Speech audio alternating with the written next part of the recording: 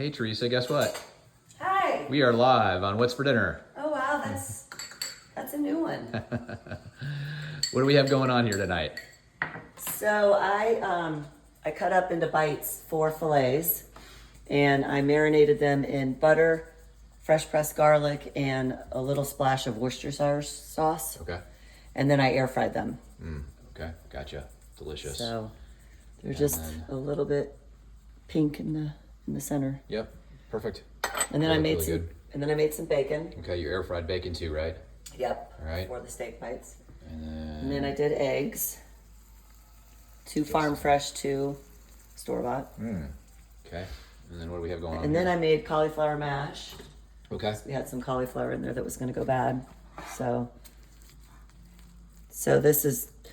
this is a large head of cauliflower from Sam's, and then I put 2 blocks of cream cheese, and I melt the cream cheese while the cauliflower's boiling this morning. I vacuumed. I was cleaning while this was boiling.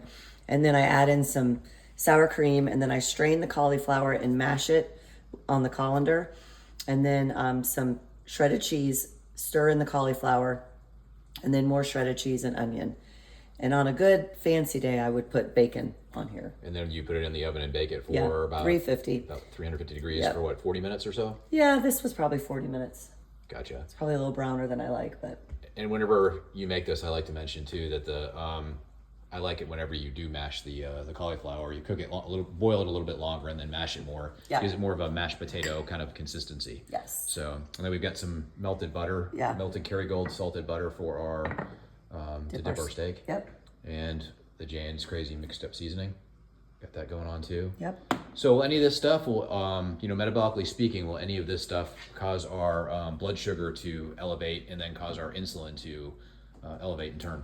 No, none of this will spike your sugar because this is fat and this is protein. Now, if I made baked potatoes or actually mashed potatoes or French fries or rolls, then all this fat we would be eating would go to fat storage on our body, and our body would burn preferentially the sugar first, the glycogen, the glucose, the simple sugars. Even though people think potatoes are complex carbohydrates, they're still glucose molecules strung together. As soon as you start chewing them, they break apart in their glucose. Yep. And then that'll cause your insulin to elevate. Right. Remember, if you get diagnosed with diabetes with a hemoglobin A1C at your provider's office, it's a late stage marker of disease. You've been sick, metabolically speaking, for a long time, 10 to 15 years. So remember, in the old days, we didn't have oatmeal, Pop-Tarts, toaster strudels, all of these things. Our bodies, ancestrally speaking, burn fat for fuel. So now, this day and age in our modern culture, our bodies are used to burning glycogen or sugars.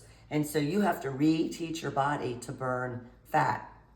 That means you have to empty out your glycogen or your sugar stores in your body and muscle and organs, which take about 3 weeks. Then your body will start burning the fat that you're eating as fuel. And for the first 3 weeks, it can be uncomfortable. If you're a marathon runner, if you work out really heavy, you're not going to have immediate fuel to take from. It's going to take a little bit. But to get there will be awesome on the other side. And that's another reason, if you cheat every week, or the weekends are your cheat days, you're never going to get where you need to be. Yeah. I shouldn't say never, because there's outliers, but most of us will not be where we need to be.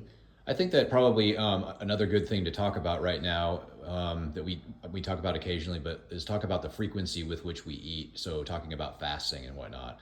So what are your thoughts on fasting as a way to help with fat loss and with going alongside this ketogenic diet or low carb? I think it's good. Jason Fung, we heard him speak at a conference, and he said the average person eats 14.7 times a day. And I was like, how's that possible? But he's talking about walking by your coworker's desk and grabbing a Hershey's Kiss, anything that starts your digestion. So there are some people that can eat 3 meals a day and not have a problem. But if you're eating like this, you're not going to be super hungry. So we left the house today at noon, and by the time we were coming home, it was almost 2:30 or 3, and I was like, oh, I'm hungry because I forgot to eat lunch because I wasn't hungry. I don't get hungry till about noon or 1, and we were already out of the house. So 2 meals a day, if you're eating enough protein, can be very fine for a lot of people. Studies have shown dinner's the best thing to fast from. We always fast breakfast though, because when our kids were little, we like to have dinner as a family. So Yeah. but no, I mean, if like me today, I forgot to eat until it's 2 o'clock or 2:30. So if you're eating the right food, you won't be as hungry. Yeah, isn't that crazy? We talk about how we forget to eat because we're just not hungry, and that's just what happens when you become fat adapted, when you're used to fasting, when you eat high protein, high fat meals that are very satiating. Yeah. You don't even notice the difference. When I was 35 pounds overweight, like my whole life, I would never have imagined skipping a meal. Ever. Yeah. Would not imagine skipping my 10 a.m. snack or my 3 p.m. snack.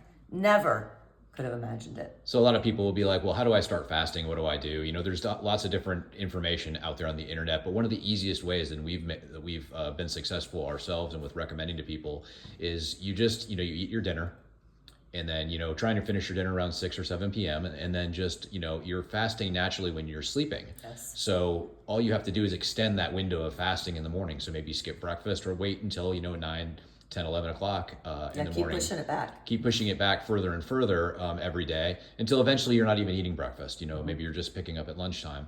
Or you can get up and eat breakfast, but then skip lunch. I mean, there's no right or wrong way to do it. The key is to do what works for you, what's sustainable. And the hard part, like we mentioned last night in this What's for Dinner, is getting started. It's the hardest part. So overwhelming. Doesn't matter what it is you're doing, budgeting your money or, exercise or diet, like the part that is the hardest is just doing it and starting. So just do it and start. And it's not easy, but it's worth it. Yes. And, being on the other side of food addiction, I can tell you it's worth it. But for you sure. just have to get there. And it's hard. It's hard. Yep. It's not easy. For sure. But we're here for you guys. Yeah. If you have any questions, let us know. And, just share with us what you guys are all having for dinner. Yes. And God bless you all. And we love you. And we'll see you next time. Yeah. Bye, guys. Bye.